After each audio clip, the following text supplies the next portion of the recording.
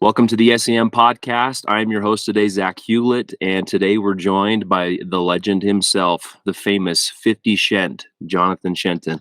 How are you, brother? Yeah, great. Really good to be on here, and yeah, it's been nice reminiscing about all those many years ago. Yeah, for sure. So, I mean, we didn't talk about it before, but have you been listening to the podcast and catching up on some that you've been listening to? Um, I've not listened too much, to be completely honest with you. Life has been very busy, but I've listened to a few snippets of Elder Nettleships and Elder Trotiers, Okay, and I plan to go back and listen to a few snippets of my old companions. But for life sure. is very, very busy. No, the nice thing about these is they're not going anywhere. So ultimately, Exactly. when you find a moment of time, just plop it on and enjoy. So, where are you calling from tonight? I'm in Leicester in England, so I've not ventured too far from where I was born. Still in Leicester. I love it. Okay. Well, just to remind you the format, we'll talk about everything anticipation and decision to go on a mission. Then we'll skip over the mission portion, talk about life since, and then we'll go back through the mission. So you're up, Jonathan. Perfect. So, yeah, I guess I'd always wanted to go on a mission. Obviously, growing up in the church, so that had always been something that I'd wanted to do. Where it was difficult is that there'd been no one from my ward or no one that I really knew that had served a mission very recently. So I was kind of going in a little bit, didn't have any experiences to compare it to, but it was always something I was going to do. I was always been saving for it. I did try and get my mission call after the World Cup, but the Lord had other ideas, and the papers came through really, really quickly, and yeah, World Cup was on at the same time as my mission. So Now, what was your reaction when you, learned that you were going to Scotland? it was a bit of a strange one because obviously I was somewhat disappointed in a way because I was staying in the UK, but in a way I was a little bit relieved because I kind of knew the culture. So it meant that it wasn't too much that I'd have to adjust to, because I didn't really know anyone else that had been on missions particularly. I was that was a bit of a relief that I was kind of close to home, and Scotland's not really that different from England, Right. or at least I didn't think it was. I can understand that. Now, timeline wise, when did you get your call? When did you enter the MTC? Yeah, so I sent off my papers. I think it was right at the end of March, and I got my call about 2.5 to 3 weeks later. Okay. And then I was in the MTC again another 4 weeks after that. So it was very, very quick. I entered the MTC in May 2006, and was there for 2 weeks, and then straight out into the mission field. Love it. All right. Well, take us to May 2008 after the mission and talk to us about life since being home from Scotland. Yeah, I mean, life's been very, very good. I've been very, very blessed. So May 2008, I came home, was a bit lost. I remember kind of having my missionary planner and sitting at home and kind of planning out how long it was going to take me to watch a DVD. And just really struggled to get back into the swing of things. But then I got a job, went to university, and life became a lot easier. I think I'd been home only about 3 months, and I went to EFY as a counsellor. Typical Mormon thing. Met my wife. We got married about a year later. So yeah, and then we've been married now for should get this right. Sure, listen. It's 2009. So yeah, coming up on 14 years. Awesome. So then we've got 5 children. Okay, nice. So we ironically we struggled to have children. So we adopted 5.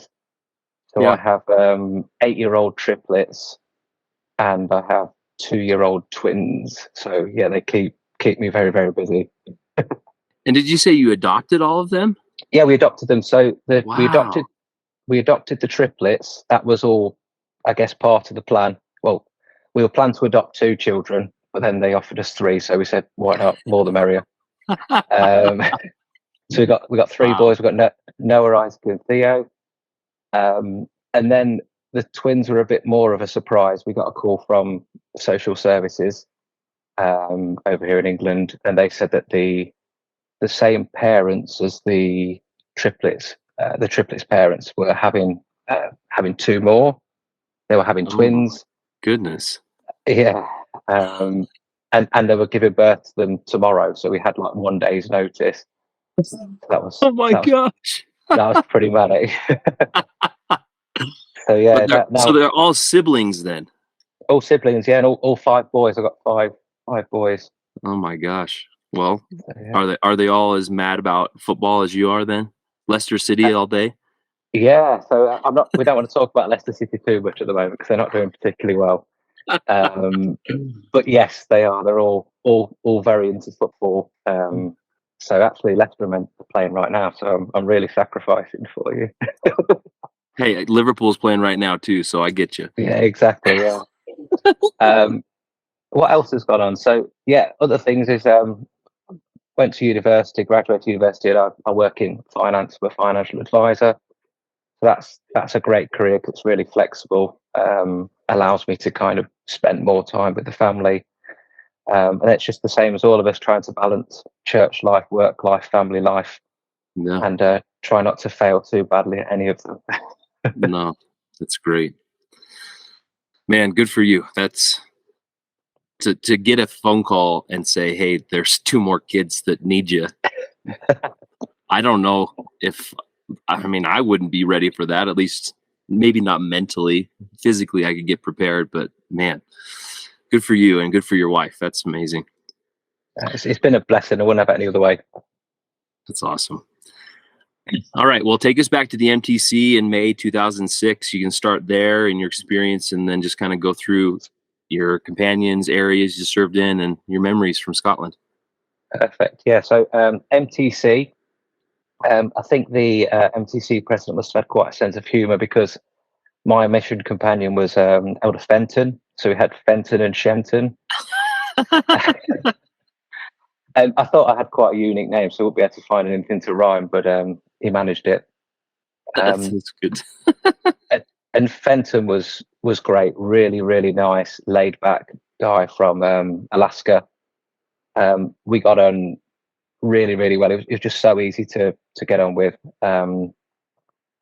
Had a good group in our room. We had kind of Elder Freyner, Elder Black, myself and Fenton, and then there's Elder Goodwin, Ray, Coford, Cassidy, and Sister Georgieva. And yeah, it was brilliant. Loved the MTC. I was glad it was only 13 days because you just want to get out and do some proper missionary work. Yeah. The one thing I do remember from the MTC is we went out doing the chapping, or in England it's just door knocking. Right. And me and Fenton, we knocked about 3 doors, and on the 3rd door we got let in, taught a first lesson, made commitments to come to church and everything. And we were both just looking at each other thinking, well, this missionary works easy. It's like, what they're moaning about. So that was our experience. We knocked, I think it was the 3rd door, we got in, taught a full lesson, commitments, came back. A lot of the other American guys were, oh, everyone hates me. I thought everyone loved Americans. Oh, what's happening? And that was, I think, until my final area, Edinburgh, that was the only time I got into a door on my whole mission. Was in No, seriously? Yeah. Oh my goodness. I taught discussions on the doorstep, but no one actually physically invited me in like that. So yeah, MTC was great, but I was one that I was just glad to be done with it and yeah, heading into the mission field. Yeah. So I remember going up to the mission home, and then it was President Breen's at the time, So it's President Marines, but I think he went home like 2 or 3 weeks after I'd been in the mission field.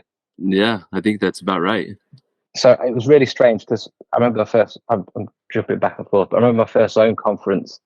The Marines are standing up there, everyone's singing "God be with you till we meet again," and everyone's bawling their eyes out in tears, and I'm just like, I don't really care. I've got, I mean, they're really nice, but I've had like a kind of 2-minute conversation, and then it was like hi and bye type of thing. Right. But I could tell by all the missionaries around me how great they were, because everyone was just loved them and only ever had positive things about them. Yeah. But yeah, so got to the MTC, got to the mission home rather, and met up with my trainer, and that was Elder Martin. And then we got on the train and headed up to Elgin. And I absolutely loved Elgin. I know Elder Martin didn't. He was quite quite clear when we were serving together. But it was just a fantastic area, really good branch, some really nice members, picturesque. And yeah, I loved the area. Really got on well with Elder Martin. I think it was quite easy. It was a really easy start to my mission because we're both English, both had lots of similar experiences, similar backgrounds. It was just easy to make conversations. So on a personal level, it was the easiest start I could have to my mission. It just felt like kind of walking around with your mate. Yeah. So yeah, it was great. We had one investigator who we were teaching, who we baptized, who was a young lady who's probably a similar age to ourselves. We were around there like all the time. Definitely daily contact, put it that way. Mm-hmm. So her name was Emma. We were around there so much that I remember one embarrassing story was, so she had a little daughter called, I think her name was Lily. And I believe that it was her boyfriend at the time had met with the missionaries and invited them over as a joke. He wasn't in when they came over. Mm-hmm. They started teaching Emma, and then as she learned a bit more about the gospel, she kind of kicked him into touch. Wow. So yeah, it's a bit that I might be telling it wrong, but that's how I remember it at least. So we were teaching Emma, and then her ex-boyfriend was over there, who was the dad of Lily. And I remember saying to him, saying to Lily, "Oh, go to your dad."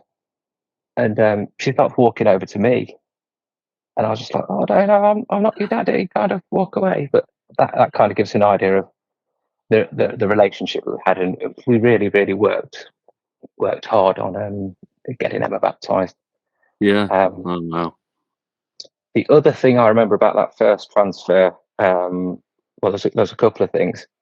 I remember that the baptism font at Elgin was one of those ones that was under the floorboards. Right.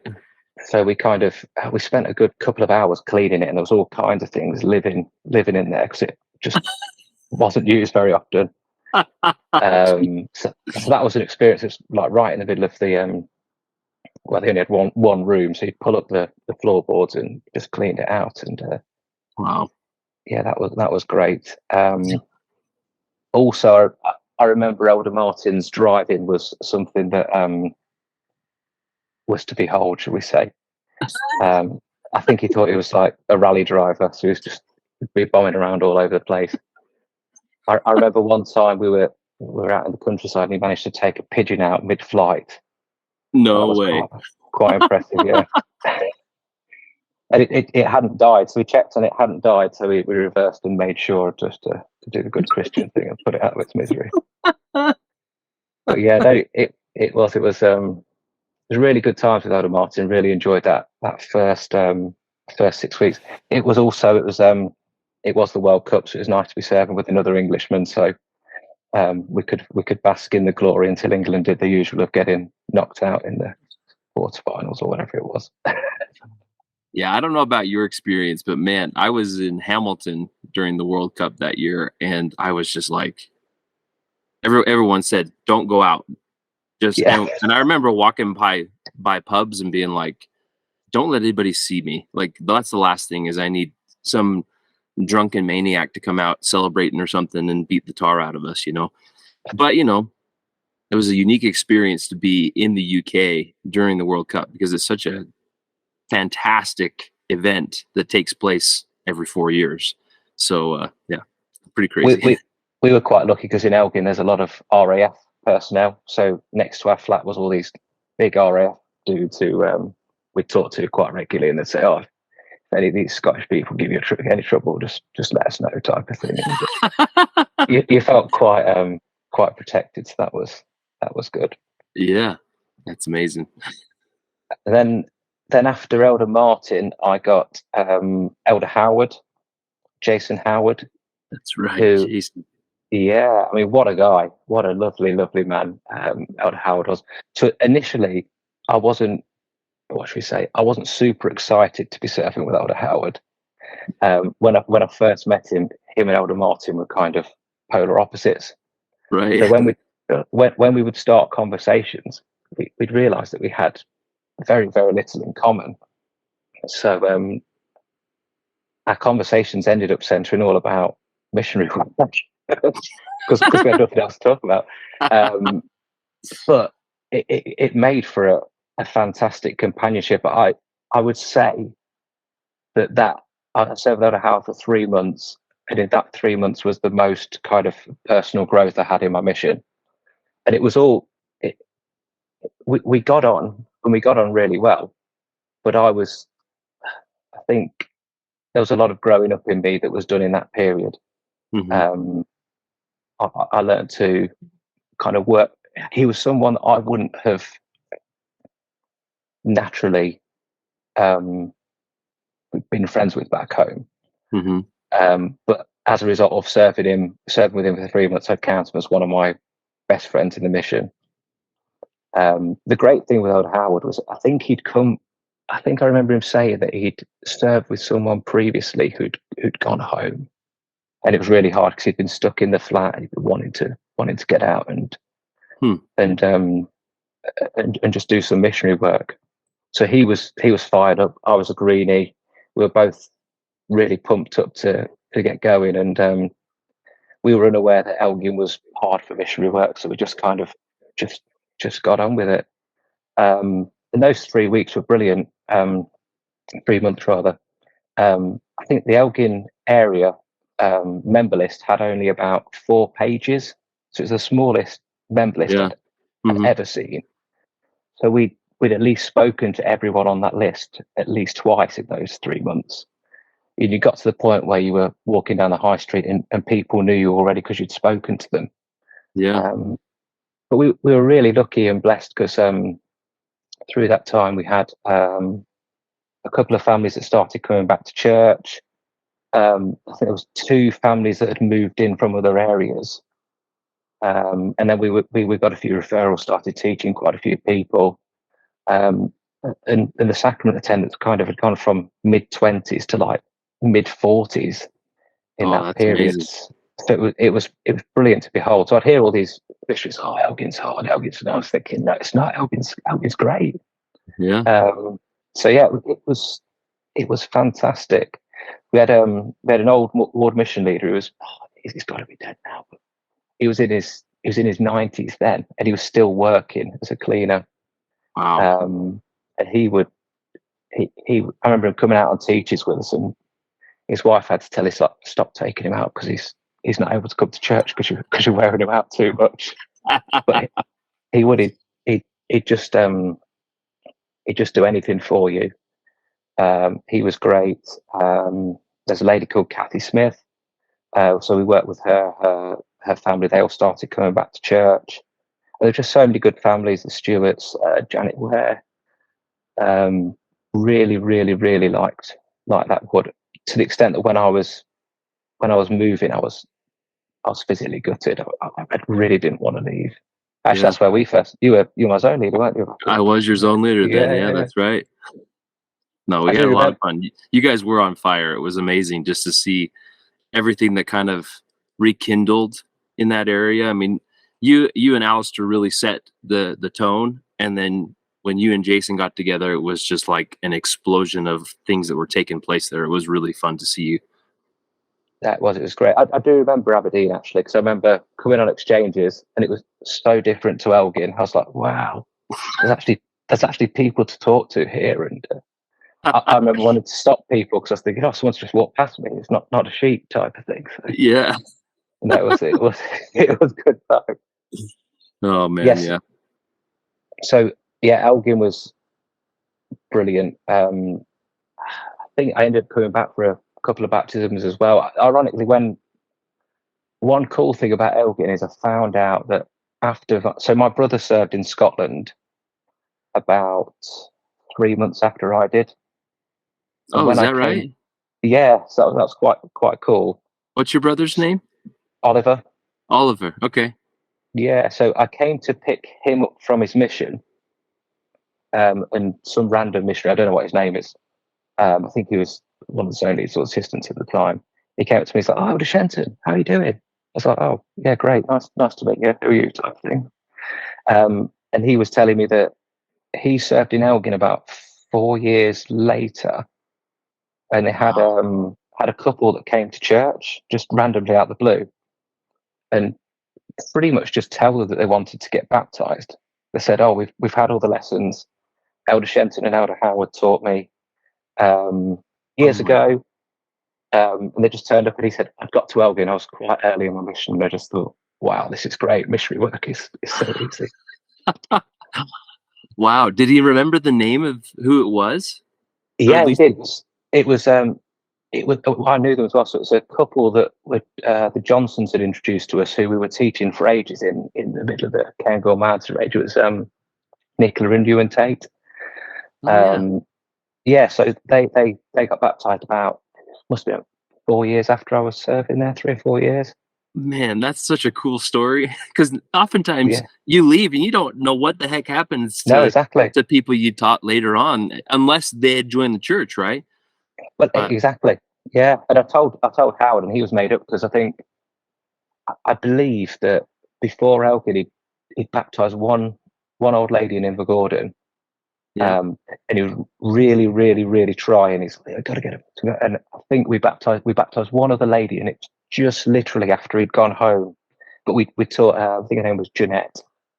Okay. But it was nice to tell him and see him, just the excitement that another couple of people who he taught had been baptized. Man, that's so cool. I love those types of stories. There's nothing better. No, Cool. exactly. And Howard, I can't speak highly enough of the guy. He's someone who'd be great to get on here because he's just a really nice man and interesting character. And Do you still have um, contact with Jason? I speak to him on Facebook, kind of every 3 or 4 years or something like that. Sure. So I haven't spoken to him for a while, but he's on Facebook. He's got a couple of kids. He was doing well last time I spoke to him, but Yeah. he would be someone who would be worth getting on. He's someone that I would love to have on because I don't know. I can't remember where I was early in my mission that I spent time around him, but like I was around him quite a bit. And I don't know.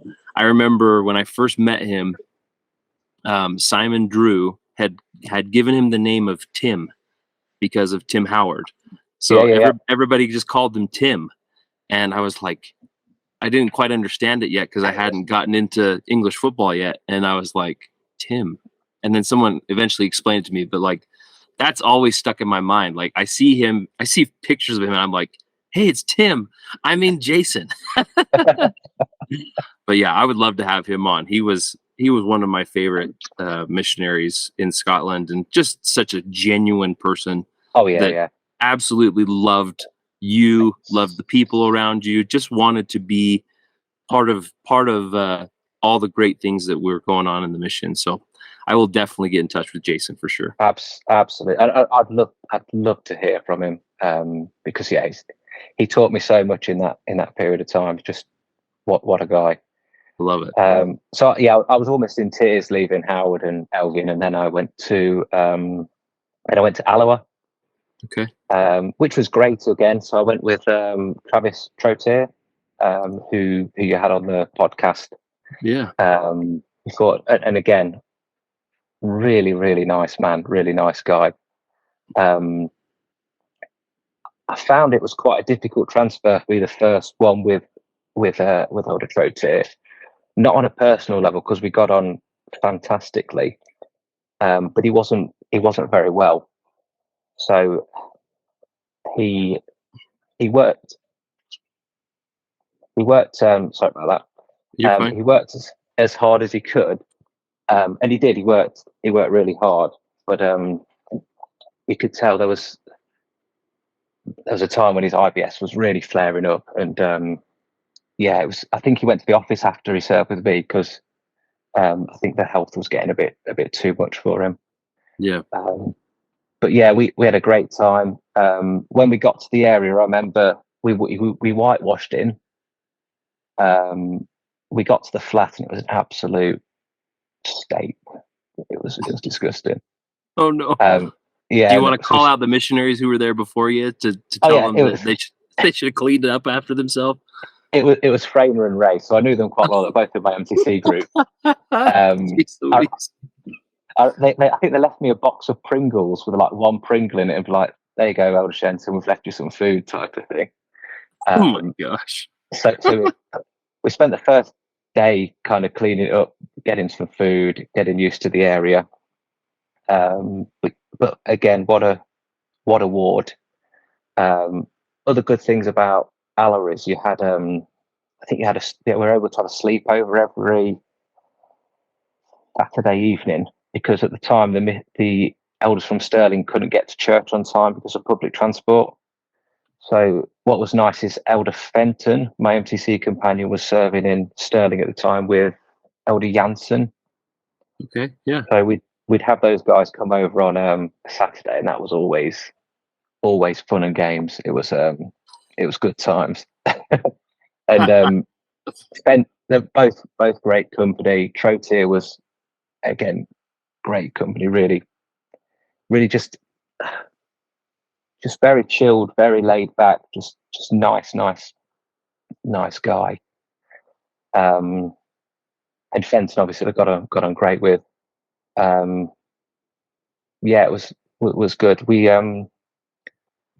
were teaching a young guy called Jordan, who baptized, and he was someone who it was really good to see his progress. But I think originally he kind of used to play football. He liked me because I was one of the better missionaries at football. He was like, "Oh, Shenton, yeah, he did this, pass me the ball and I scored." So that was quite cool. We had quite a good relationship, and he was the first person that I physically baptized on my mission. So that's cool. That was pretty cool. Yeah. So with Trotier, as I say, got on really well. I listened to the bit about my nickname 50 Shen. So I was thinking back, and that's the only bit of preparation I did for this. I looked through my journals to try and find out what I've written about that. And because not much was happening in the area, we were coming up with all these ideas. It was just the start of President Frederick talking about loving the members and going out and doing this, that, and the other. Mm-hmm. And Trotier was like, "Oh, me and my old companion, we did this rapping. I think it was Kilmarnock or wherever he was serving before." And I said to him, I was like, "Tro, you can't tell me anything about rapping. I am 50 Shen." It's like you and your amateurs stick with your Kilmarnock thing, but I'll show you how to do it. So obviously that must have stuck, and it was a school nickname that I had from about the age of 14 upwards. Nice. So yeah, it was good. Yeah, I was kind of sad to see Trotier go, but then I was kind of relieved in a way that he was going to the office because he was in a real predicament that you could see he really wanted to push himself, but when he pushed himself, he would be unwell. Mm-hmm. I remember one time we were we were kind of at a teaching point. We came out and we were waiting for the last bus, and he was saying, "Oh, my stomach," and he went into the woods to do some business, I believe. And the last bus came, and I was like, Trope, the bus is here. The bus is here. You've got to come. And he's like, oh man. And I said, well, I was like, well, I'm getting on it either way. So he got on the bus, and you could see it just, I just felt it looked terrible. So we got home, and I didn't really say anything about it, and went to bed that night. But it was only about a couple of days later that I think he ended up going into the mission home, and that was, I think, a relief for him, because he could kind of do things at a slower pace. Yeah. It was with Elder Money, who was one of my best mates in the mission. I absolutely love the guy. I know you're going to get a lot of people on here that probably won't think the same thing, but he was one that, if Trope didn't want to do missionary work, they'd kind of take it at a leisurely pace, should we say? Yeah. So it worked. I'm guessing it would have worked because he could get the bits that he did, but also sort himself out so he could get firing again. Yeah. Then I went to Elder Smith, Garrett Smith. Yeah. From Idaho. He was a fantastic missionary, and really, really liked Elder Smith. So he came in. I think it was myself and Smith were there when Jordan got baptized. But me and Trotier built up a little bit, but I think I was still quite an ineffective missionary, to be honest with you. I was one of these that had all the greedy fire. I was quite pumped up. I worked really hard, but maybe didn't work as smart as I did later on in my mission. And Smith was a bit more cute, a bit more experienced, a bit smarter than I was. So I learned a lot from him in terms of how to be a more effective missionary. He was very good at member work. I remember whenever we go over to like members' houses or people with less active, he'd always be asking, "Oh, do you know anyone?" Always asking for referrals. Very personable. We got on really well. But again, it was only 6 weeks. I think we spent Christmas together as well. So yeah, it was Christmas together. We still had the sleepovers. I think it was still Jansen, and then it was Elder Ashton. I think that might have been his Greenie area. So yeah, Elder Ashton, great guy. Really just laid back, very funny, funny chap. So yeah, we really enjoyed the four of us serving in that ward at that time. Had a lot of fun times. Allora's award is fantastic. Just loads and loads of good families. So you were always fed very well, always looked after, always had people coming out teaching with you. So that was great. Got to play football every Saturday. It was good game. Sleep That's over the most important right there. Oh, absolutely, keeping us fit. So yeah, loved it. Anything else that I haven't written many notes. I'm just trying to think if there's anything else that me and Smith got up to that was particularly noteworthy. We had a lot of banter back and forth. I seem to remember me and Smith kind of English American thing.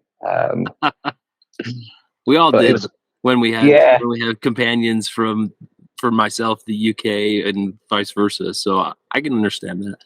Yeah, I mean, it's all in good humour. But he's another one who'd be really interesting to get on. Yeah, I don't actually keep in contact with Elder Smith, which I regret. I probably should reach out to him, because it was someone who I got on very well with.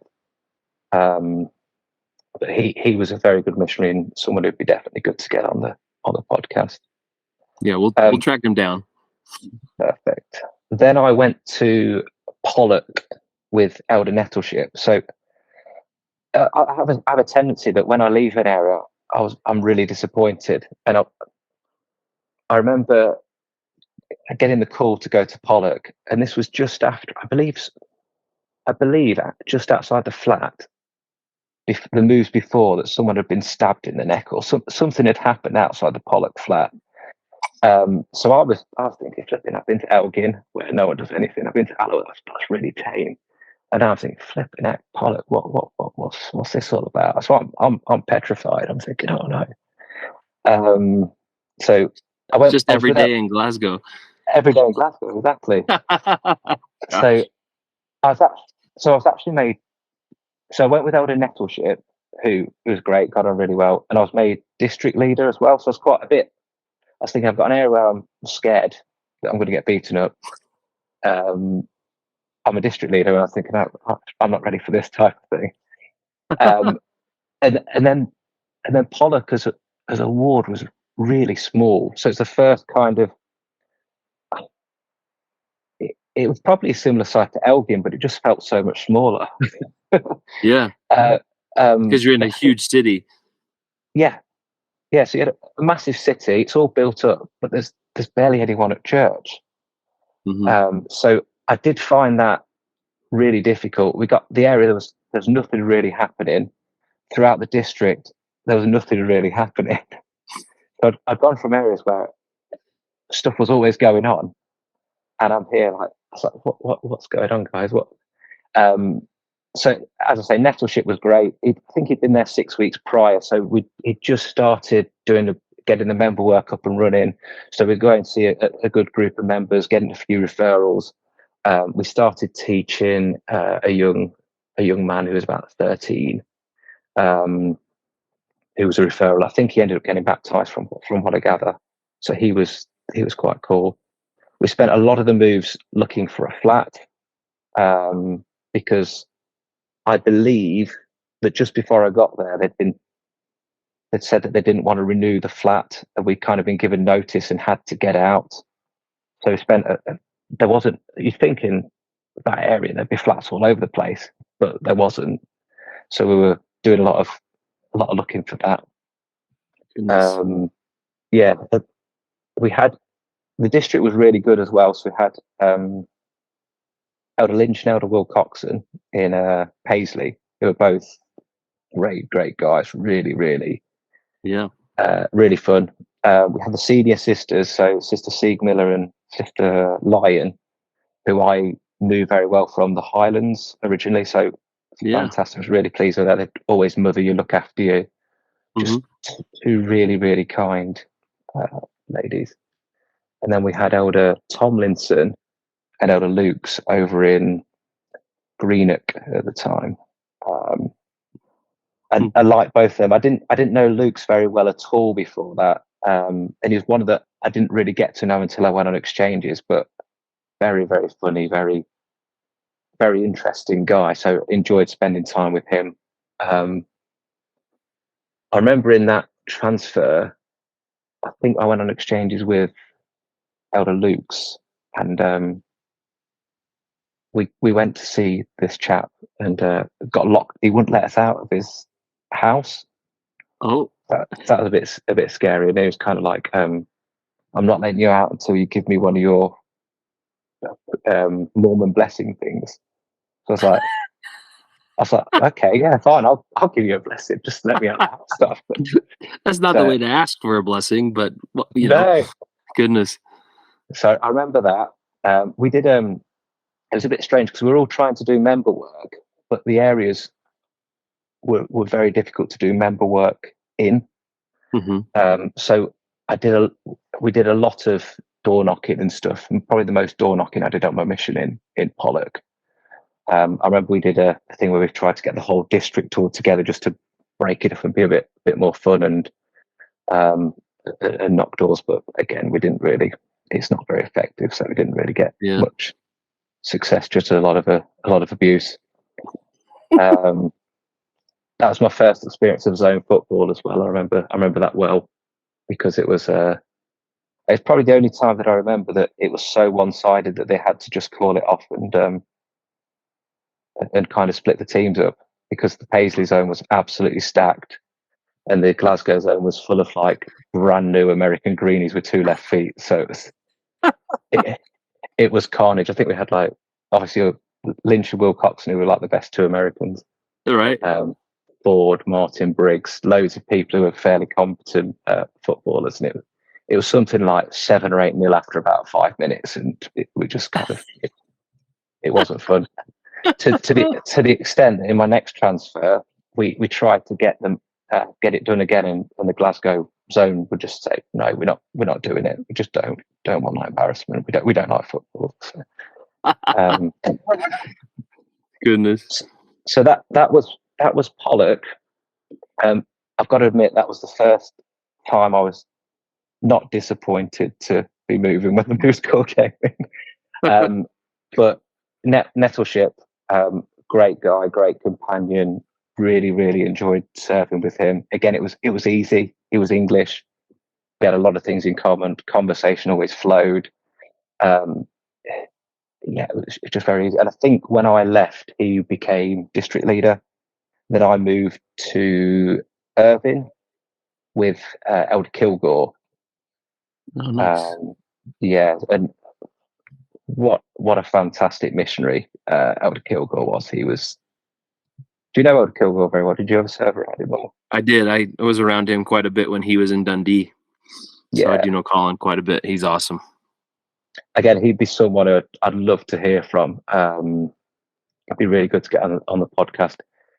He was another one that taught me so much. He was one of these that he's just a clever chap. He was a good thinker. So whenever you were coming up with, he was only as a counsellor, whenever you were coming up with skills and stuff, he'd always have ideas, and you could just bounce off each other and come up with really good plans and opportunities. I remember he came up with these kind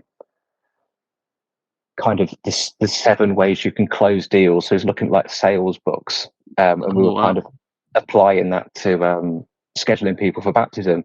Yeah, so did this whole thing about that, and that was really enlightening, and it was useful even in my life after my mission.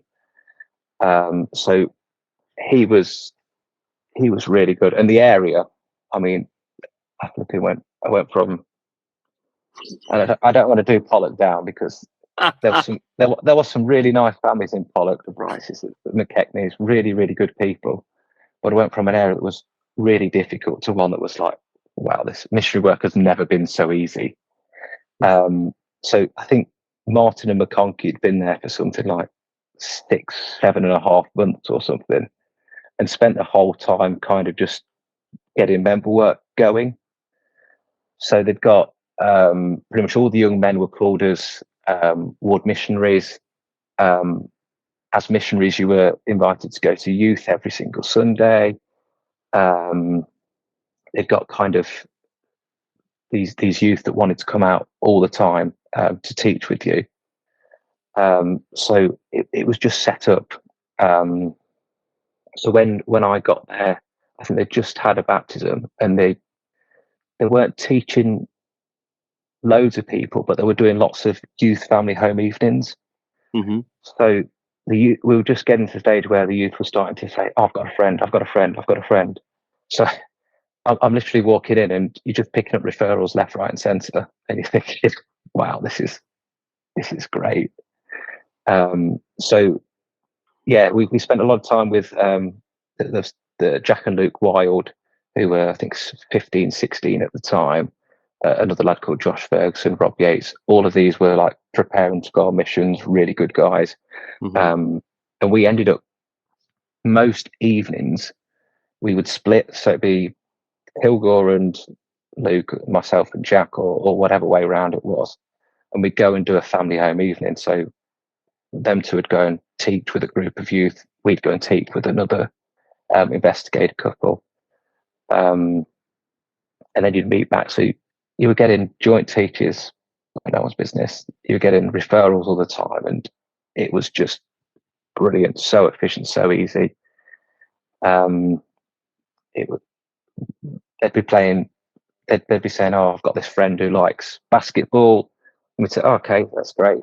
Let's go and play basketball." I'll let Kilgore take the lead on that because I suck at basketball, and he's pretty good.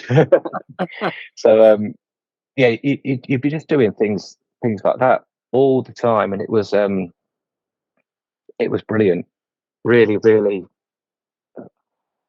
fantastic time. I think we had like 6 or 7 baptisms. Wow.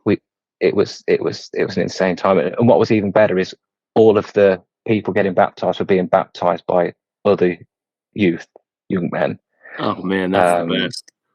So yeah, it was great. We taught a young girl. She's not very. Her name's Linda. So she was referred to us from another friend, and we went and taught her. That was really quite nice seeing her progress. We taught another young lad called Logan, who was the grandson of a member we had dinner with every Sunday. And it was quite cool just seeing the change. A lot of them, it was more kind of, you'd say, like with Logan, said, "Oh, we play football every Saturday morning. Do you want to come along?" Yeah, that'd be great. So then he meets the other young man. He starts going to youth on Tuesday, starts wanting to come to church on Sunday. And then, yeah, before you know it, he's baptized. And that was kind of how that area went. You had invite them to an activity with other youth who were their friends, have the social conversion, start teaching them, then have the spiritual conversion, and you'd have a ready built friendship group. So yeah, it was such a good time on mission. So I was with Kilgore for 2 transfers. We just clicked. We got on great. It was one of those companions that we each would know what each other were doing. When you were teaching, it just flowed. We kind of thought the same way, and yeah, I don't get I was ever as productive as when I was in Irvine, and it helped that the ward was just, yeah. I think you could put an absolute idiot in there and he'd have still baptized. It was it was that good. It's a great analogy right there. It was just the timing, and I count myself very blessed to have been serving there at that particular time. It was absolutely brilliant. So I'm trying to think anything else interesting or noteworthy that happened in.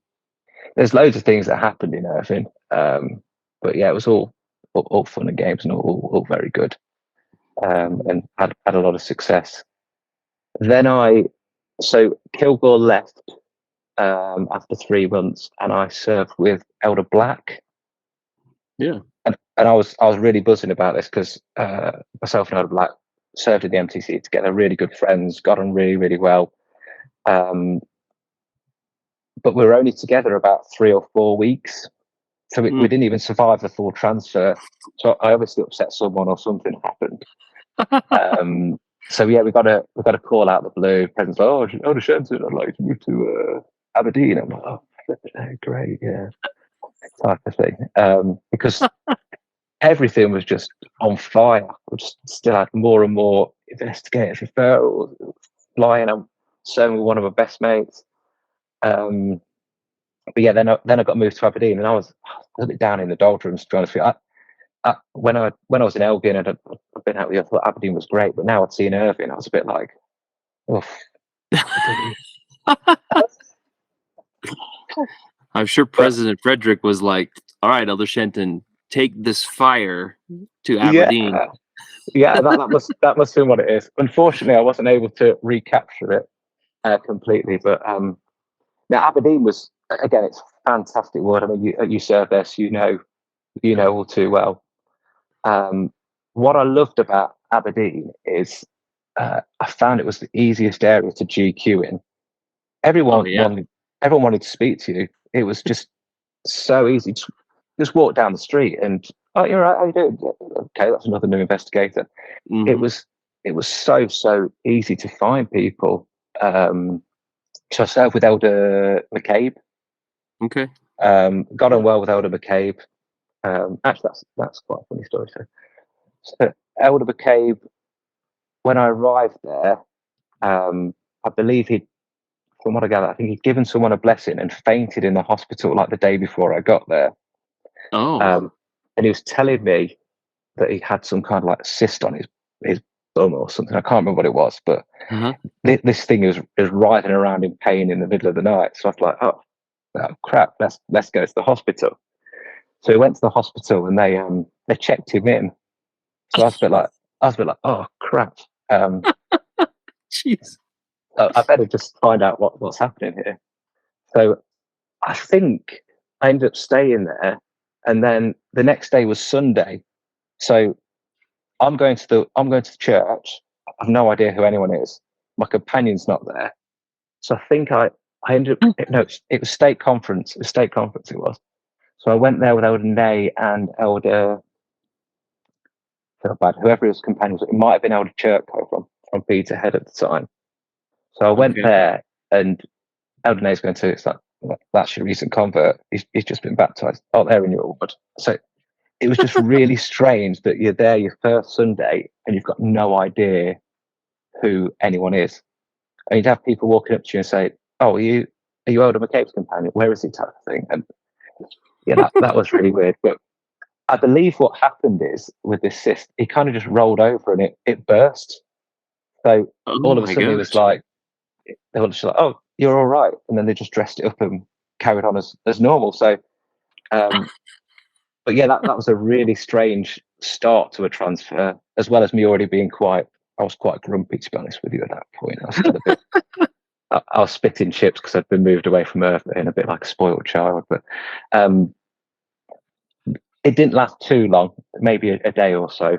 And then I started to enjoy Aberdeen, enjoy the people. We had a really good group. We had the sister missionaries at the time, Sister Powell and Sister Wellington. Got on really well with them in the ward. I was only in Aberdeen for one and a little bit transfer. So I was either with Black for 3, 4 weeks, halfway through the transfer, they moved me across. When I got to Aberdeen, they just baptized a chap called Raymond Murray, who was brilliant. Did you teach him? Yeah. I met him because I was with Peacock. Yep. He was my last companion in Aberdeen, and so I did meet Raymond. But at the time, I think it was his father-in-law who was a member that was like, "Hey, he's wants to be taught, but not yet." And so I didn't get the opportunity to teach him, but I did meet Raymond. And then I heard everything from Peacock, where he was telling me about his progression and the things. And then obviously James talked about his progression to the point where he was baptized when they were together, which was amazing. Yeah, it's a great guy, really nice guy. So I replaced Peacock, so I'd done all this stuff while he was still in Aberdeen. Okay, there you go. Yeah, so he was great, but aside from him, there was nothing else happening in the area at all. So you kind of were like, oh, so Raymond's baptized. Oh, who else we teaching? No one.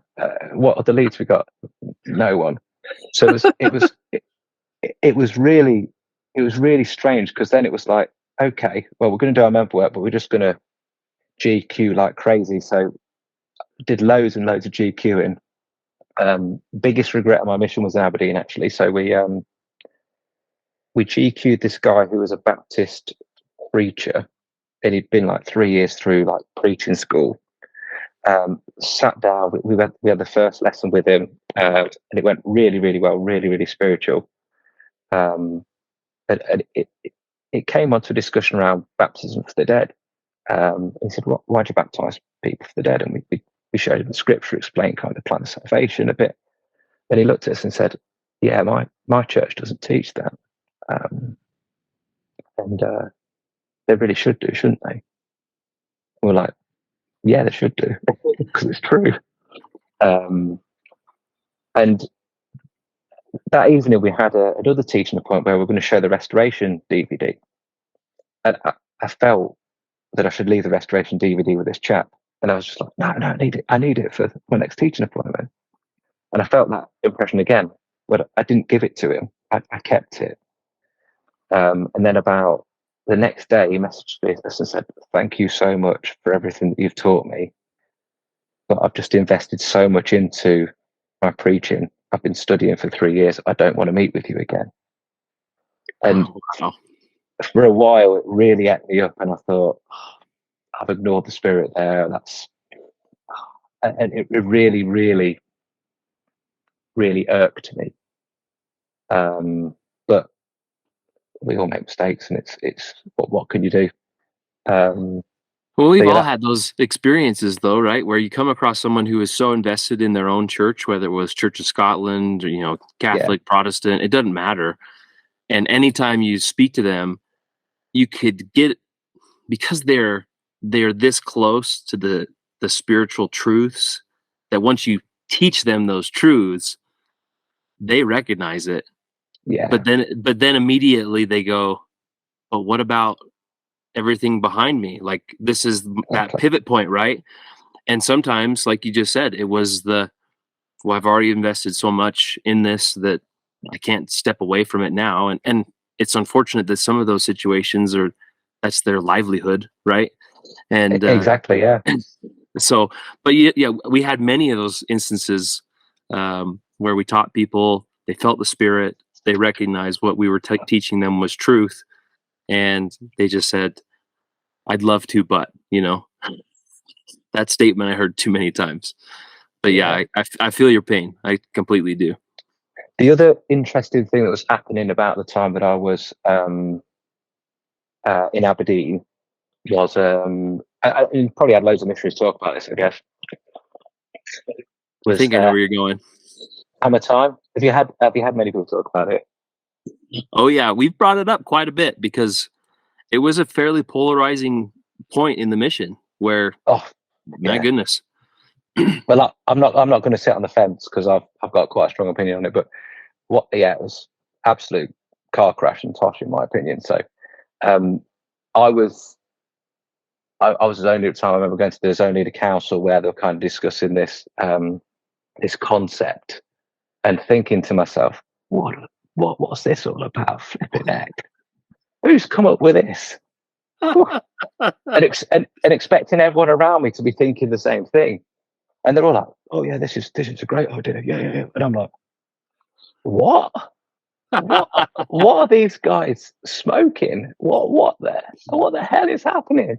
Yeah. So I'm speaking out one way, and I'm like, so that they're kind of talking about obedience brings blessings. I'm like, yeah, I obviously agree with that. And it's like, they talk about how we can kind of compel people to be obedient. And then they started giving examples of how they'd gone into people's flats and taken away all these things that were distracting them from being a good missionary. And then after you were discussing it with other zone leaders, and so, oh, yeah, we raided this flat and hammer time and these types of things. And I was just like, I think, well, that's not me. I'm not going to go around to someone's flat and take the stuff. And for me, whatever companion I was with, the most important thing was unity. You had to get that unity so you could work together, and hammer time would just kind of take that unity away. I don't want to dwell on it too much because for me it's the thing that put a bit of a black mark, spoiled my mission to an extent because I just didn't like it. I didn't see what it achieved. The mission was going through big changes at the time, so you had hammer time. There was a lot of things about being bold. So I'm fine with being bold, but then there was a lot of pushing on baptizing, and kind of extended invitation to be baptized really early and really quickly. And as I found out later, it resulted in kind of a slipping of standards for who was allowed to be baptized in leadership circles. So whilst the numbers were looking fantastic, the substance behind the numbers maybe wasn't looking quite so fantastic. Yeah. So I was quite a vocal opponent of hammer time, should we say. Yeah. So it was quite clear what was going to happen to be the next transfer. So I probably I still had quite a long time on a mission left at this point. I still had a good 9.5, 10 months, something like that. I was only about halfway through. So yeah, I ended up going to Motherwell, bang smack in the middle of the Glasgow zone, with a chap called Elder Gardner. And again, Elder Gardner was a lot like Elder Howard in a lot of ways. Okay. Similarly, just happiest, nicest, loveliest guy you would ever meet. I remember with Elder Gardner, 6:30 in the morning would the alarm clock would buzz. Hey, Elder Shenton, man, how you doing? Start hugging me. I'm like, yeah, I'm doing great. Just kind of calm down. But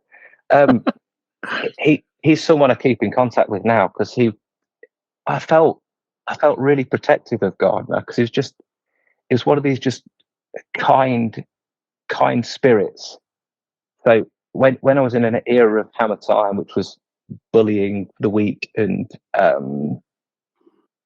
kind of going into people's flats, picking on people like Gardner, and kind of trying to what should we say? There was a lot of stuff about like hammer the pride out of them and stuff like that, and it was that kind of notion. So I was very protective that I didn't want him to be bullied by anyone. But he was lovely. He was so nice, such a good missionary as well. He was one of these that just from 6:30 in the morning till 9:30 at night, it was just missionary work. He would such an effective planner. I'd kind of gone from being his own leader and doing most things to sitting back and almost effectively being a junior companion. I was obviously senior in terms of age of the mission, but he had it sorted. He had the area down. He knew all his investigators. He was doing everything right. And I was just kind of sitting there and coaching him a little bit, turning up to teaching appointments with him. And I was like, oh, this is great. It was a really fantastic transfer. We had a good teaching pool again. I was out of the spotlight of all this rubbish that was going on, so I didn't have to be involved in kind of going and smashing up people's chessboards and breaking whatever else was, burning pink and purple ties, whatever was offending people with the spirit. So I didn't have to do any of that. I got out before I had to inspect a single flat, and I was going through and just teaching loads of people. The other thing that was interesting is when I got to Motherwell, I started to realise that missionary work was done a little bit different in Glasgow, because it was the birthplace of hammer time. So we had some really good numbers, and I remember at the time saying to God, oh, who's this person we got scheduled? And he was like, oh yeah, this is so and so. I said, oh, so when are they baptized? They're like, oh, well, they're living together. They've just got to kind of move out from each other for about a week, and then we can baptize them. A week? I was like, a week? Yeah. I was just like, oh my goodness. I was like, what's this rubbish? So there you've got a signed baptism certificate, interview, all done, ready to go. And I was just like, that's a load of rubbish, mate. So I picked up the baptismal interview thing and I ripped it up and threw it in the bin. And I was just like, I couldn't believe that was going on. So the other people I was teaching were fine, to be fair to them. They were all quite good. We're teaching a chap called Willie Hart who got baptized. Really nice bloke, similar age to us, just very stereotypical Scottish. So we got on really, really well. I had the banter back and forth. Really loved serving with Gardner and doing all that. Try to think if anything else happened with Gardner. It was just a really easy. Again, it was only 6 weeks. I seemed to spend 6 weeks with almost everyone. When I looked through, I had as many companions as I did transfers. Wow! Because I had a few like black for 3 weeks, for example. It was only 6 weeks. I was gutted that Gardner left, because it was another one that we just worked really, really well together. Then I served with Elder. It was Tomlinson and Money, but I'm not sure which order it's in. Okay. So I think it was Elder Money next. So I knew Oda Money from his time in Invergordon, and we got on really, really well. He didn't like a lot of people, and a lot of people didn't like him.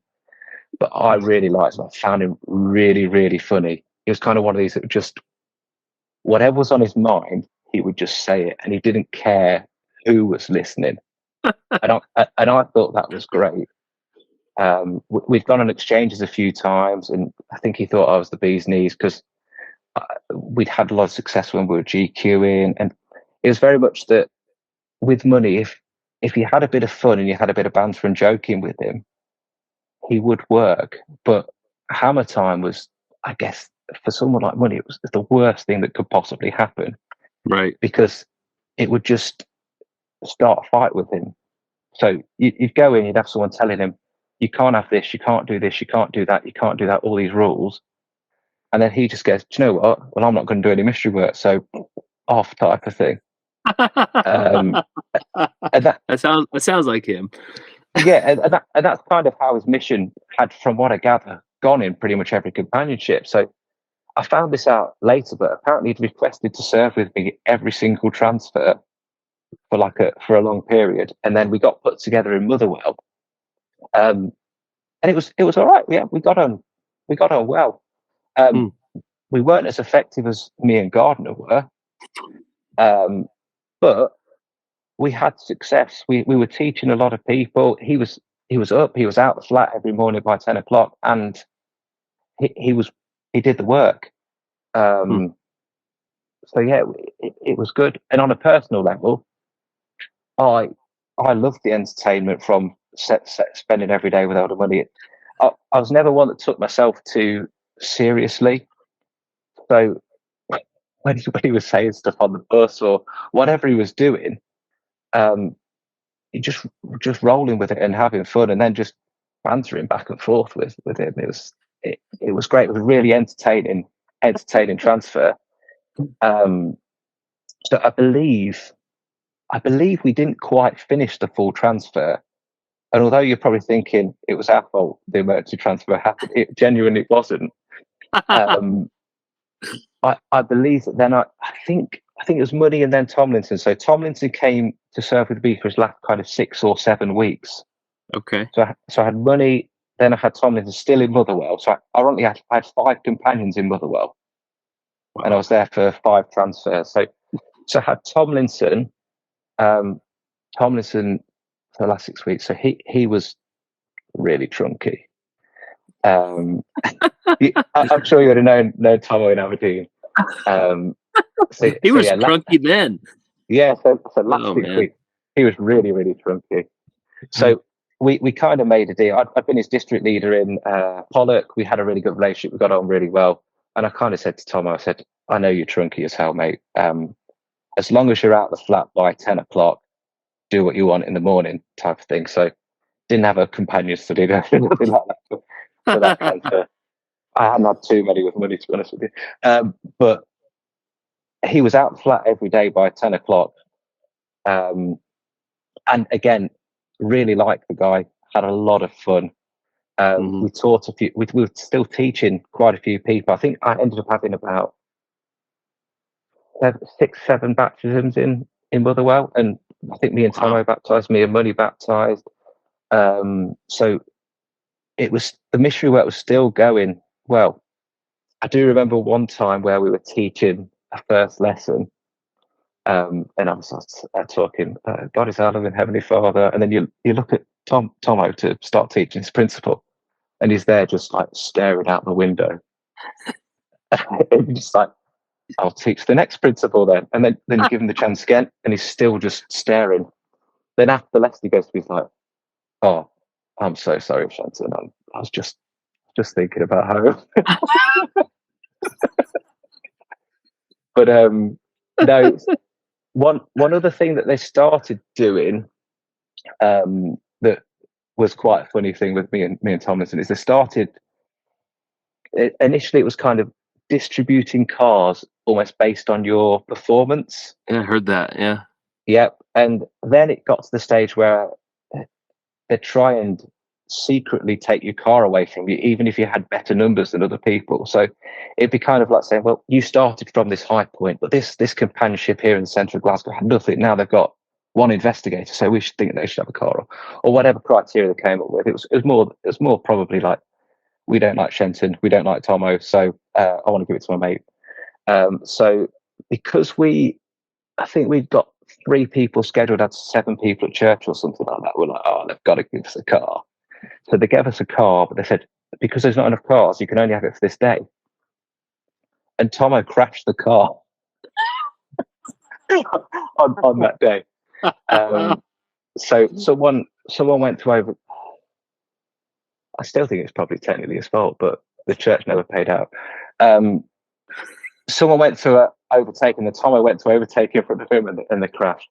So we had to take the car in to get it repaired. And then they gave us a courtesy car. And me and Tomo were like, we're fed up of not having a car. Our numbers are smashing everyone else in this zone, and they're still not giving us a car. So we rang up the office and said, yeah, we've got this courtesy car. Elder Tomlinson's the named driver on it, unfortunately. So we've got to keep this car while it's in. And they were like, oh, okay. So we had this Vauxhall Vectra for it ended up being about 4 weeks. Oh wow! And it was great. He was a lot happier driving than he was walking. I'll tell you that much. Yeah. So he hated running for buses, hated walking. So yeah, we had this car, had a lot of fun, carried on doing some work, and then he went home, and I served with Elder Stoddard. Yeah. Stoddard, great guy, really, really good guy. Breath of fresh air, to be honest with you.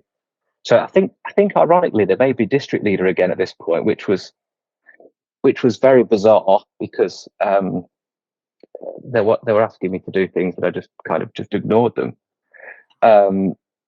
So yeah, I was made district leader. And I think the reason they made me district leader is because they kind of loaded my district with people who were of a similar school of thought to myself. So there's like Elder Nay, some really good guys, Elder Adams, Elder Cahonie, some really good guys in there. But yeah, they've got to the point at this stage where you had they wanted all the leaders to do report what all of their companionships were going to be doing in the next 2 hours or 3 hours or something like that.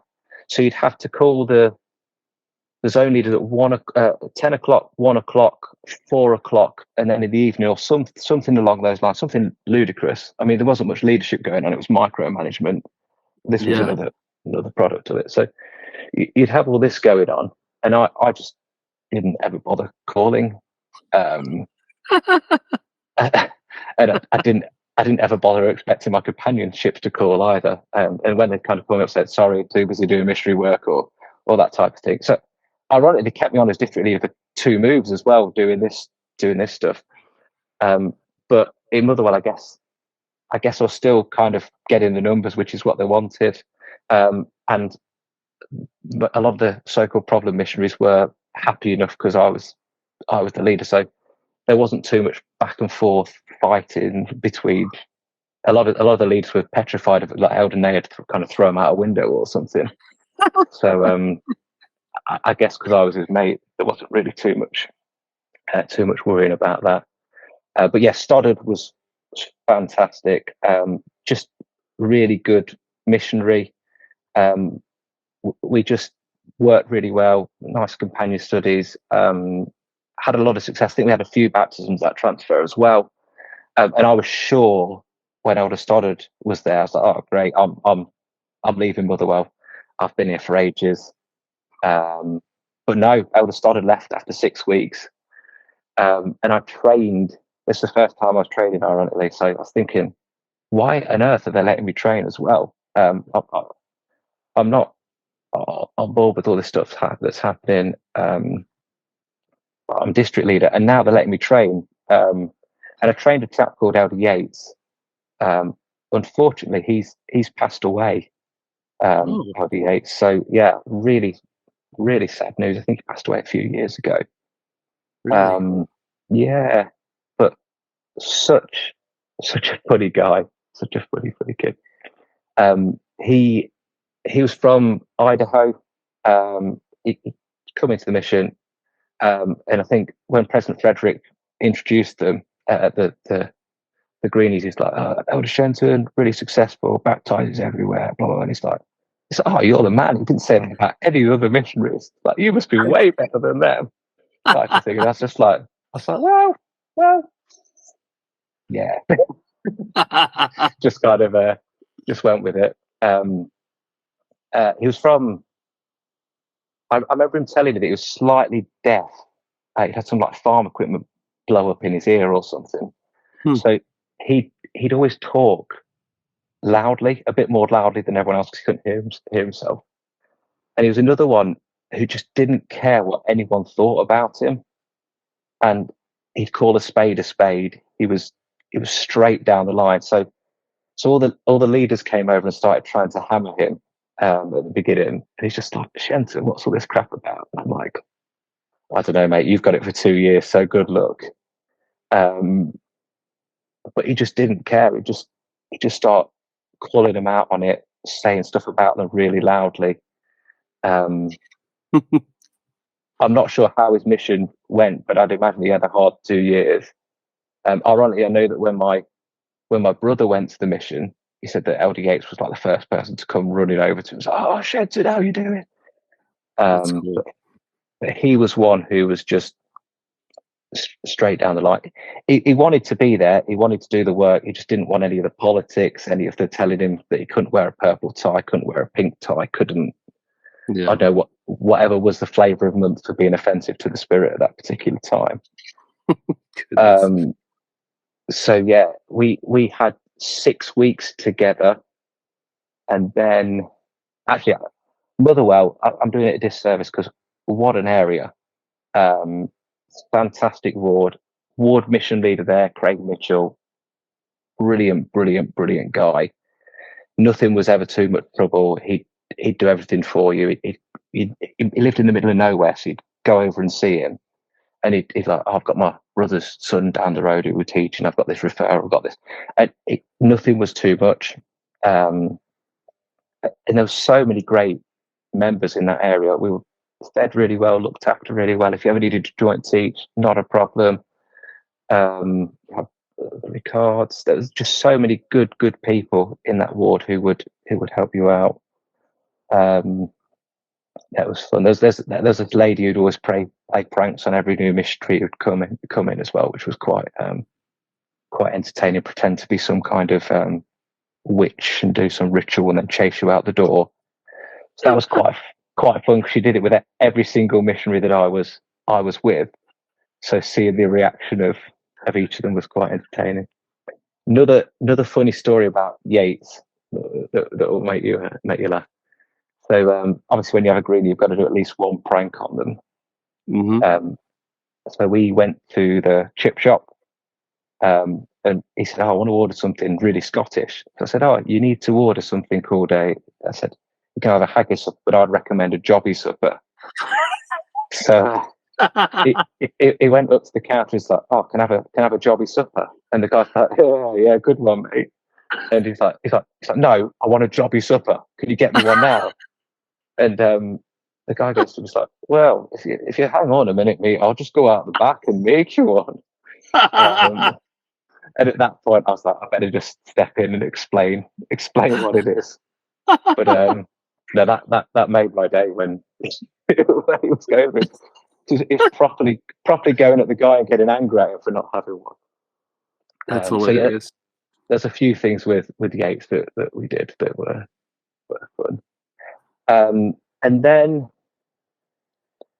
so Motherwell, then I had my last 2 transfers were in Edinburgh. So I got moved to Edinburgh. I was with a chap called Elder Bear, but only for a day or 2. Mm-hmm. And then I was with Elder Money again. So I think me, Bear, and Money were there for 2 days together, and I was with Bear for 2 days before that. And then it was just me and Money for the last 3 months. But we went into this area in Edinburgh, and if I thought Pollock was dead, I mean, what the hell have these guys been doing the last transfer? Nothing was happening at all. It was flipping a joke. You looked in the area book and you were like, it was a fairly new area that opened up. The only thing that was there was these numbers that they were reporting, and you were like, well, where are the names to these numbers? What's going on? So, oh my gosh. yeah, so we looked in there. There's like no teaching record. There's a couple of potential investigators. So yeah, it was completely dead. That transfer with Elder Money was absolutely brilliant. I've never seen him so motivated. So the first 6 weeks, he was up for it. He was really up for it. He was like, "Oh, Shenton, I'm so pleased to be back with you." He just had, since he'd left me, just gone from companion to companion, that they'd all hated each other, and like, is really down, really depressed. And as I say, we got on really well. So we just kind of, it was almost like, I think for him, he felt like it was this protective bubble from hammer time, from conflict, from all the crap that was going on. So we the first 6 weeks, we literally did so much door knocking, GQing, all kinds of things. By the end of the transfer, we had about 7 people that were coming to church. So we were really, things were going great. At the time, it was in Edinburgh, there was loads of missionaries there, but you could teach whoever you wanted. There wasn't really any areas, any boundaries. So for my last 6 weeks, they changed the rules. So it ended up going from, you can teach wherever you want, to, oh, you're allowed to teach people in your area. So they gave us this area, and guess what? None of our investigators took all your people. Took all of our people. So gosh. I was like, this sucks. And money's raging. He's like, flipping, we're gonna ban these people down. So he's spitting chips. I'm annoyed. I'm thinking I've only got 6 weeks to go. I don't really care. Yeah. So yeah, it was fun time. So one funny story that you'll like, actually. So the transfer, when we got 7 people to church, we kept having to listen for months and months to these skills about telling us how effective we could be as missionaries. It was all hogwash. So they told us stuff like, we've all got these assigned members, and they'd give you commitments like, you need to call all of your members on a Sunday, the Sunday before, and say, who are you going to bring to church? Who are you going to bring to church? And challenge them boldly. So you'd ring around. Well, we wouldn't. We just wouldn't do it. But everyone else would ring around these members and kind of call them out, like say, "Oh, you need to bring them to church. You've not got enough faith," and like really come down on these members. So they asked us to do a skill about how we got so many people at church. So me and Money just had a field day with this. We just said, well, the last commitment that you gave us, you told us to ring them one time on a Sunday. And we thought, no, we live in the higher law. So we rang them 3 times. So ring up all our members 3 times before Sunday. And then we were obviously blessed to get all these people at church. So expect them to be like, oh no, that's a stupid idea. The district leader was like, I'd like you all to do that this Saturday. It's like, this is a commitment for the whole district. And we're just like, what are these guys on? This is how far hammer time had come. Everyone had been like completely stripped of any common sense. So the other thing is as well, when we're in Edinburgh, because all the other missionaries were doing stuff like this, we started getting more and more dinner appointments with members that weren't our members. So we're over at this member's house, and it is there, and his wife picks up the phone and pass it. And he says, "Who is it?" It's like, "Oh, it's Elder so and so." He's like, "What the hell is he calling me again for?" It's absolutely losing the plot, and we're just sitting there like laughing our head off, thinking, "Can't believe these guys are actually doing this." Oh my gosh! But yeah, that really cracked me up. So that was all going on in Edinburgh. I found Edinburgh really difficult because by this stage of my mission, I was ready to go home. I was so tired of hammer time, and there's a lot of stuff with because missionaries leaders spoke a certain way to missionaries. they almost thought they had the divine right to speak to other people like that. So they started speaking to bishops, stake presidents, other leaders in Scotland like that. And it kind of, the relationship turned sour. Like when I was in Glasgow, there was quite a few examples of bishops saying, well, you can't baptize him in my church. So they baptized him in a river or something. It was nuts. And then my brother was telling me it escalated, carried on escalating. And when he was there, I think it was some area in Dundee or around there, they ended up opening up the chapel at 6 o'clock in the morning to baptize this person without the ward's knowledge or anything at all. Wow.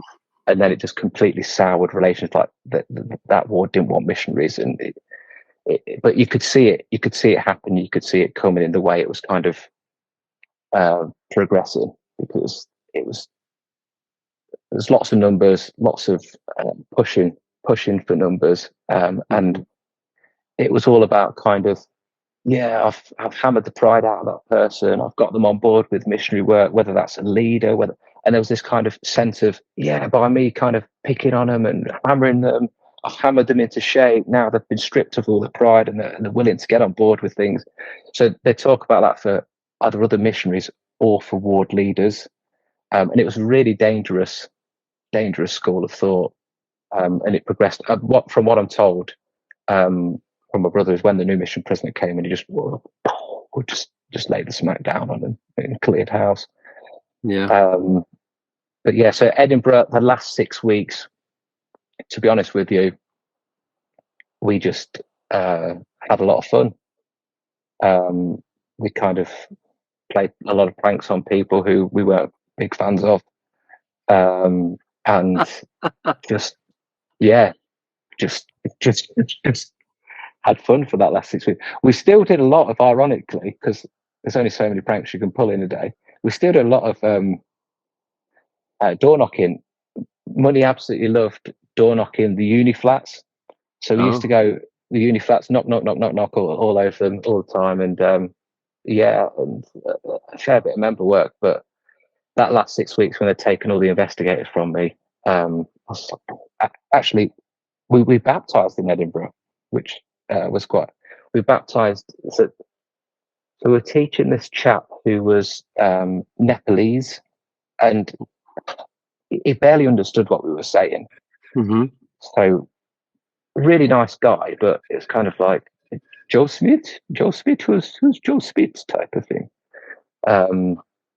So we were kind of teaching him, and then we went on exchanges, and the district leader committed him and scheduled him for baptism while we're there. And he lived in a youth hostel, so I was kind of listening into the baptismal interview just to kind of have a good laugh. And it was kind of like, he'd ask the question, and he'd be like, yeah, Joseph Smith, yes, money Shenton, they told me about this man. Do you believe that he's a prophet? What is a prophet? Type of thing. So then it comes out, and he's scheduled, and Money's like, yeah, I'll baptize him. I'm not baptized yet. So he baptized him on like a Sunday after. But this was kind of consistently happening in the mission. That there was a lot of these types of baptisms. I mean, he may have been ready if we'd have taught him for like 6 months solid. Yeah. But this guy, we'd probably been teaching him for 3 or 4 weeks, and his English wasn't great. So he was baptized. I asked my brother, just out of interest, I said, oh, you ever seen this guy? Because he served, his first area was Edinburgh. My last area was Edinburgh. Mm-hmm. So we served in the same area 3 months apart. Wow. And he said, no one's ever heard of him. No, nothing's happened. So you'd have these people that would come in, go, and I'd have been shocked if that's any different. Probably should end on some uplifting stories rather than just slamming hammer time. So I'll go back to my favourite experience of my mission was when I was in Motherwell. I think I was serving with Tomlinson. It was when President Faust had passed away, and we were all invited to the Glasgow Stake Centre to kind of watch his funeral. So we're there waiting at the bus stop. This was obviously before Tomo had crashed the car, or after we'd had to give the car back. So we're waiting at the bus stop for this to get there, and first bus doesn't turn up, second bus doesn't turn up. I'm getting raging because I hate being late for things. It's one thing that winds me up. Then we get on the bus, and we're going to be late. There's no two ways about it. I give up my seat for some old lady because I'm a kind guy. Tomo stays sitting down because he's thinking about home. But and then this lady says, "Oh, come and sit next to me." So I was like, "Great, I can sit next to someone, a captive audience. They can't get away." I started just teaching her, just going through, talk about what we did, etc., etc., etc. And she just started saying, "Oh yeah, I believe that," and it was just fantastic, fantastic experience. We scheduled a teaching appointment. And it went from being like really, really annoyed about me being late for President Faust's funeral, the bus service not working, whatever, to being like, yeah, the Lord knows the plan. He knows where we should be.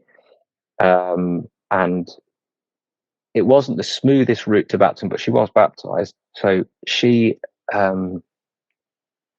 we had the first meeting, and then she broke or lost her phone. So I was trying to contact her for a whole transfer, and I just didn't get anywhere. And then we just turned up, and she said, "Oh, I've been praying that you guys would come back." Wow. And you were like, fantastic. So we taught her. She got baptized, gave up smoking, just went for it. Then her daughter got baptized. I believe that after me and Yates left, she gave the missionaries about 5 or 6 referrals, and quite a few of them got baptized. Wow. I can't remember. I was speaking to someone, I can't remember who it was, who was saying, "Oh yeah, Yvonne's great. It's like we've just come in and she just keeps giving us referrals." So that was great. She even gave me some referrals in Edinburgh. Do you know some people in Edinburgh? So I got some. Wow. That was probably the time of mission. I thought, yeah, that's great. Really, really, really enjoyed that. Oh man, that's amazing. So the question I was going to pose to you, as we're kind of closing the door on your mission, did you have any good, memorable experiences with the Fredericks during your time on your mission? Absolutely, yeah. Really enjoyed serving in Edinburgh because you got to be closer to the Fredericks. Really, really loved Sister Fredericks when I was there. So Edinburgh is really difficult to get anyone to come and teach with you because there's loads of missionaries, almost as many missionaries as there are members, or so it seems. Right. So we used to ask Sister Frederick to come teaching with us. And I don't think many other missionaries did. So she was like, "Oh yeah, I'd love to come." So she came with us. We're teaching a family, and she was brilliant. She used to sit next to them every week at church. And when I remember when so this family were teaching, they were scheduled for baptism, it was going really, really well. And then when they changed the areas, they got put with another companionship. She was like, "Oh, Shenton, when can I come teaching again?" And I was like, "Oh, well, you're going to have to ask these missionaries because we're not allowed to teach them anymore." She's like, "Oh, who decided that?" And she's like going off about it. But then obviously we didn't, after a few weeks, we didn't see them again. I don't exactly know what happened, but probably got hammer timed. But yeah, really, really lovely couple. I remember when he first arrived at the mission, took us all out for Chinese. Had lots of good experiences with him, lots of really good interviews with President Frederick, where we could have real heart-to-hearts. I've always been quite open with him, and he'd always kind of say, "Yeah, really respect what you're doing. Your areas are always successful. Wherever you go, things happen." And he'd talk about how obviously my opinions and the opinions of leadership didn't really align, and it was it was quite clear that it wasn't a good idea for me to stay around that. So, but yeah, really, really positive. Learned some things. He would always talk about kind of when times are hard, staying on board, staying on the boat, staying clinging on. And that's been a lesson that I've taken through life. Obviously, your testimony goes up, it goes down. It's never a constant. But when the times are hard, you like cling on, stay on the boat, don't give up.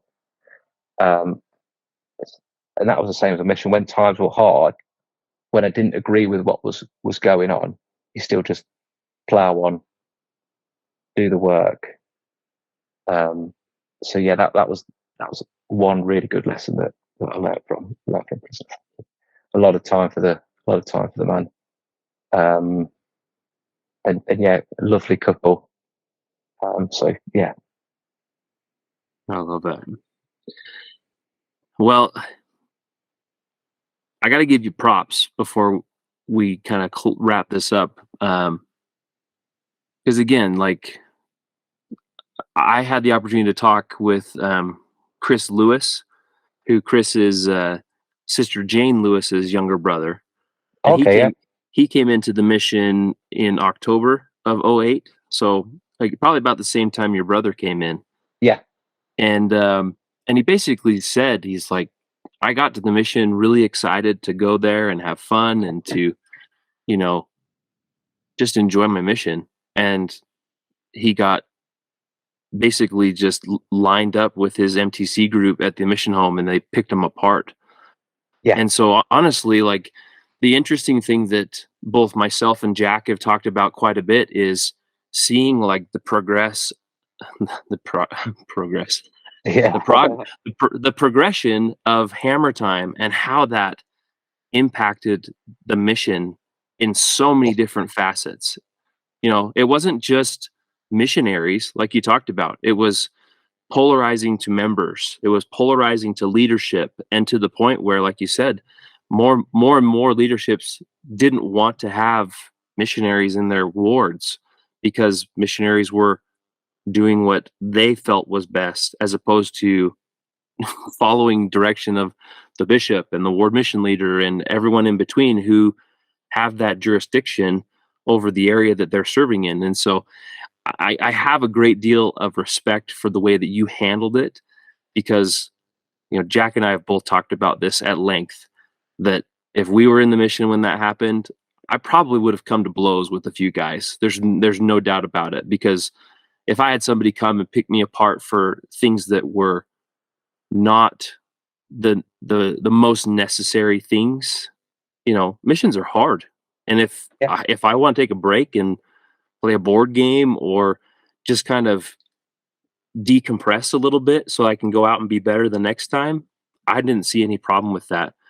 And at the same time, like in my own missionary experience, I felt like there was times where I was pretty hard on my companions. I mean, you can ask Elder King, you can ask Ross Ballack. I mean, you know, we had interesting situations. Dan Conway was the same, where we just had differences of opinion. But again, that was great for my learning experience and truly what the mission is about. Beyond baptizing and bringing people into the gospel, it was an opportunity to learn how to be a good priesthood holder and a good companion, i.e., with your future spouse, and you know, all those different variables that I think got lost in the shuffle when Hammer Time got introduced. And I appreciate you being honest about it, because more than anything, like, that's what we have encouraged on this podcast. There's some people that we've talked to that have connected with some of their past companions and said, these people said, I don't want to go talk about that. My mission was horrible. I hated it. And That's the problem. I believe, and I don't want to kind of poo-poo people who created Hammer Time too much. sure. They're all nice people, and I think I really hope the concept started out innocently. Mm-hmm. I'll assume that it is, but there's so many people that came home from the mission. I felt deflated when I arrived back. Yeah. From how I was in Elgin to how I was in Edinburgh, I felt like a balloon that had kind of had all the life sucked out of me, and then had to rebuild my spirituality when I went home. So there's going to be plenty of people that have got home and gone less active as a result of how they've been treated. There were so many people that went home early because they were bullied by the trainer. Mm-hmm. And it's just really sad It's really, really sad that it's happened, but it is Well, what it is. and one thing that we have invited people to do is come on and tell your story. And maybe it's an opportunity to vent the frustrations in a way that you've never been able to vent, and tell your own personal side of stories. Because, like you said, you had a great relationship with Ryan Money, and he was a bit polarizing with other people. I thought Ryan was hilarious, but could I have been his companion? Probably not, because he just had a different way about it. But that's okay. Like, I never had a problem with him. Always thought he was hilarious. And so those are the types of things, though, that this is what this podcast is about, is an opportunity to really share your true experience, share your spiritual moments, and come to terms with the fact that no matter what, we're all brothers and sisters that serve together in a great land under the beautiful Scotland Edinburgh Mission. And, this is just an opportunity to continue to be in touch with one another and catch up after near 20 years for a lot of us. It's pretty crazy. Yeah, it's crazy, isn't it? Yeah, it's nuts how far it's gone, but then how everything, when you start talking, it all just starts flooding back. I'd not thought about hammer time for 10 years. I'm sure you put it right in the back and locked the cupboard and said, "See you later." And now it's just, I was like, oh yeah, and that's and this and this, but and then also just so many positive things about Mission. I don't want to dwell on that as a negative, because the positives far outweigh the negatives that Hammer Time created. Well, and like I said, in regards to you saw those moments of people bringing their jurisdiction on you and your companion, and you said, yeah, I don't agree with it. However, I'm still going to go and do the work. And President Frederick recognized that and still had you in leadership and had you training missionaries and talked highly of you when he was around you. And honestly, like, that's what the mission should be about. It doesn't matter like which zone leader you're kissing their rear end because you're doing the things that they want you to do. Go about your work doing the things that are going to bring people closer to Christ. And I think you exemplified that. So I pat you on the back for that, Jonathan. Thank you. No, I love it. Well, just to close out, I mean, we've got a handful of really good missionaries that I want to talk to from your companionship list. You serve with some great missionaries. Oh yeah, really. I have been in touch with Ben Tomlinson, and it's been a while. I need to get back in touch with him and get him on the schedule. Is there anyone else from the mission outside of your companions that we've talked to or that we've talked about that you'd love to hear from that I can put on my hunting list? Yeah, there's got to be. Let's think. So I would have loved to hear from Sister Siegmiller, which I believe she's unfortunately passed away recently. So that's she did. Yeah, we found that out this last year. I'd like to hear from Sister Lion, her companion. I'd love to hear from Elder Lynch, Elder Will Coxon. Found those two really fun to be around. I think Elder Nay's already been on, so I need to catch his podcast. Yeah, Elder Nay has been on. You're right. I'd love to hear from Elder Black, but I think you may struggle with that. Are you still in touch with him at all? No, I've not heard from him for years. I used to speak to his brother, and I believe he's not a big fan of the church at all. So, so I spoke to his brother quite a bit for a while. Well, if you can reconnect with him.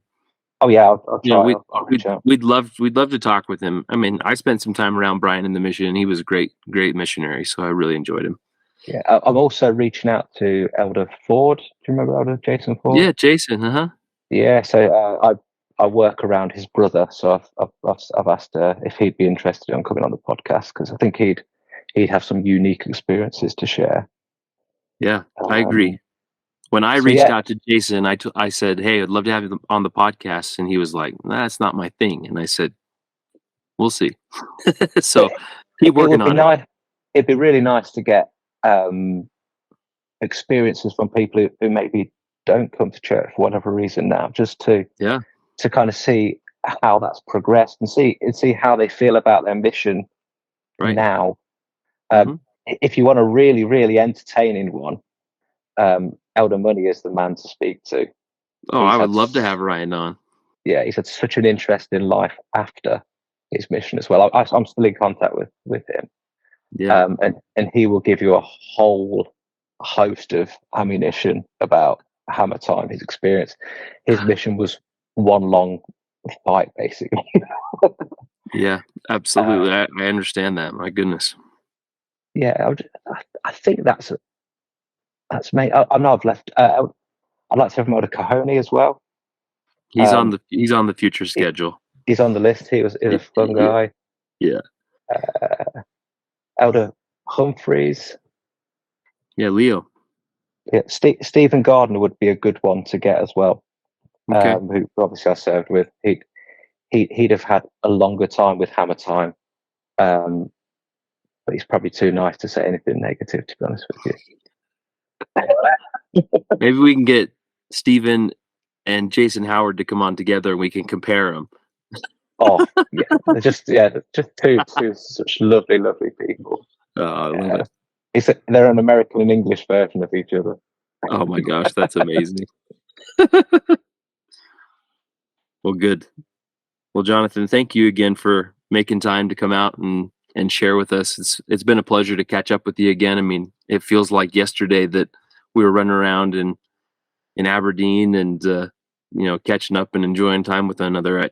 It's just crazy, like how time has kind of flown by. And really, like, I guess I went home like 6-7 months into your mission, and you had an incredibly different experience beyond when I went home. And so I just appreciate that you shared, you were open, and but you accomplished great things. So kudos to you, brother. No, exactly. It was a pleasure, and I enjoyed serving in your zone at the time as well. Well, good. Hopefully I wasn't hammering you too much. Yeah, you were a very nice zone leader. I love it. Well, I'll say goodnight to you. We'll certainly talk more soon, but I certainly love you. And if there's anything we can ever do for you, don't hesitate to reach out. No, perfect. Thank you for having me on. I've enjoyed it. All right, mate. Have a good night. See you take soon. care. All right, cheerio. Bye. Bye.